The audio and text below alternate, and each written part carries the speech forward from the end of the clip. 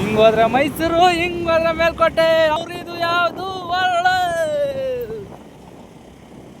Feel ಆಗುತ್ತೆ. ಅದೇನು ಮಾಡೋಕ್ಕಾಗಲ್ಲ, ಹೋಗ್ಲೇಬೇಕು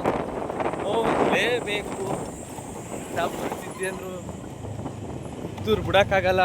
ಎಂಥ ಶತ್ರುಗಳಿದ್ರು, ಎಂಥ ಮಿತ್ರರಿದ್ರು ಹುಟ್ಟೂರು ಬಿಡೋಕ್ಕಾಗಲ್ಲ. ಒಂದಲ್ಲ ಒಂದಿನ ಸಾತ್ಮೇಲೆ ಬರಲೇಬೇಕು. ನೋಡಿ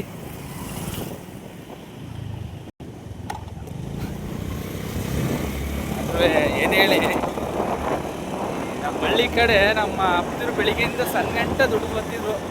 ಹೊಲ್ತಲ್ಲಿ ಕದಿತಲ್ಲಿ ಬಂದು ಸಂಜೆ ಮನೆಗೆ ಬಂದರೆ ಎಷ್ಟು ಖುಷಿ ಇರ್ತಿತ್ತು.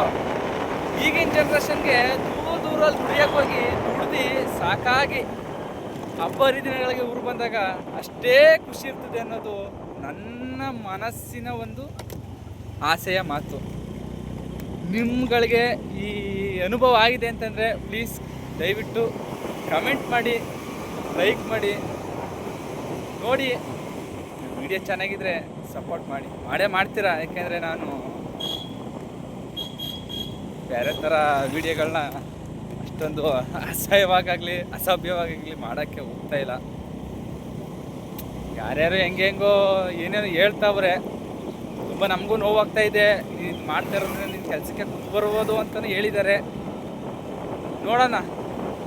ಅದೇನೋ ಅಣ್ಣವ್ರು ಹೇಳಿದಾರಲ್ಲ, ಹುಟ್ಟಿಸಿದ್ದೆ ಅವರು ಹುಲ್ ಮೇಯಿಸೋದಂತೆ.